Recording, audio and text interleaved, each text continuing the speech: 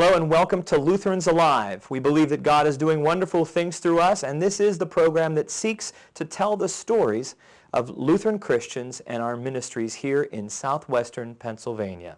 I'm Pastor Tony Schneck, and pleased to be here today with Dawn Anderson and Pastor Kari Smail, both from the St. John's Lutheran Church of Highland. Welcome to the program today. Thank you. First of all, before we start talking about your special Christmas event, tell us a little bit about the congregation at St. John's. Dawn, how long have you been a member there at St. John's? I've been a member for 28 years. Very good, very good. And Pastor Kari Smail, how long have you served at St. John's of Highland? A little over 4 years. And your congregation is one of the closest here to our synod headquarters in the North Hills here on Cumberland Road in McCandless, technically McCandless Township. And specifically today, you'd like to share with us, we would like you to share a bit about the Christmas event that takes place, the visit to Bethlehem.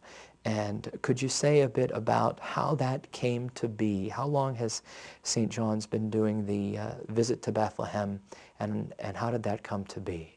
I'll let you take that one. That started actually in 1997, and it was the idea of Pastor Ann Schmidt, who was an associate pastor of ours at the time, and she had heard about a church in northern Pennsylvania that had done a similar event, so she took a contingent of people with her, and they did a road trip, and they visited the visit to Bethlehem there, and really thought it was the most wonderful thing they'd ever seen, and we could do it. There was a lot of confidence that we could do it. And when she came back, full of enthusiasm, she wanted a big committee meeting of people that would be interested, and 80 people showed up, unheard of, for a committee meeting. And so we knew right away this was going to work. We had enough people enthused about it. We saw video of it and saw lots of pictures, and we felt we could do it, that our fellowship hall would be sufficient to do it and build this village. But it was pretty difficult. The first year was a lot of work. It took 8 months to put it together. And now it's done in 3 weeks, so we've accomplished more now. But it was wonderful. It was from the very beginning. This would be our 14th year, except that after a certain number of years, we decided we would alternate years because it would give our congregation a rest. It involves almost 200 people to really put the visit to Bethlehem on, and it's allowed to do it every year. So it's now in alternate years, and people are anxious when that second year comes around, as we are this year. This is the second year, and we're ready. So this is actually our 10th presentation. Okay.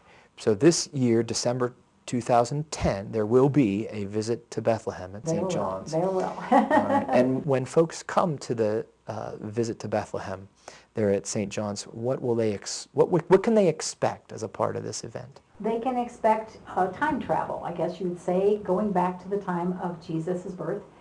They'll be entering the village of Bethlehem, just as Mary and Joseph did the night they were trying to find lodging because they knew the baby was due to come. And so they had to sign in and pay taxes. They had come to Bethlehem for that reason, and to be signed up in the census. And everybody does that as they come in as well. They stop at the census booth and sign in with their family name on a scroll. And then that's when they start the journey, as Mary and Joseph did. And we have a series of shops all the way around Bethlehem. We have a weaver's shop, a carpentry shop, an herb shop, a synagogue. We have minstrels running all around and playing. We have children playing, everybody dressed in costume. We have a winery and a carpentry shop, a pottery shop, a bakery, an inn, a jail, just in case. And then at the inn, the innkeeper tells people, they're given a message all the way through, that all the shopkeepers are talking about having heard about a special baby born the night before, and they would like to get away from their shop to see for themselves because they heard the baby was born in a stable of all things. But they're busy because so many people are in for the census that they're busy doing all their wares, and they haven't had a chance to get away. So that's the conversations they hear and that are done to the visitors throughout the whole thing. And then the innkeeper is the one that tells them that they stopped at my inn, but I had no room because of all the people that were in town to visit. And so I had to send them to the stable as the only place left. And then they go into the stable, and that's really the best part, of course, is going into the stable and seeing baby Jesus and Mary and Joseph. No animals. but But a live baby, usually. a live baby. Yes. Live Yeah, baby. yes, Excellent. yes. So there is an attempt to sort of give folks just a taste of that experience of being in Bethlehem at Right. that very holy time, and some of the things that the Holy Family may have encountered while they were there, the busyness, the hustle and bustle Right. The sights, Right. the smell, the sound. Right. Yeah. People walking with jugs of water on their head. There's a well also where Uh-huh. they're dipping jugs of water, and people walking around looking just like villagers would look, and working in the shops. For many of them, their homes were their shops. And so they slept in their shops, they ate in their shops, they lived there. And so it is a village atmosphere, and it was very interesting the first year we had it, and people lined up. We advertised heavily, and people lined up, and you could hear comments in the area where they were waiting to go in first. Husbands grumbling, perhaps more than women, because women thought this was fun. And husbands grumbling, and as soon as they passed that first doorway into it, it was just an entirely different impression they got, that, wow, this really does feel like that. So that made us feel good, gave us the incentive to keep going.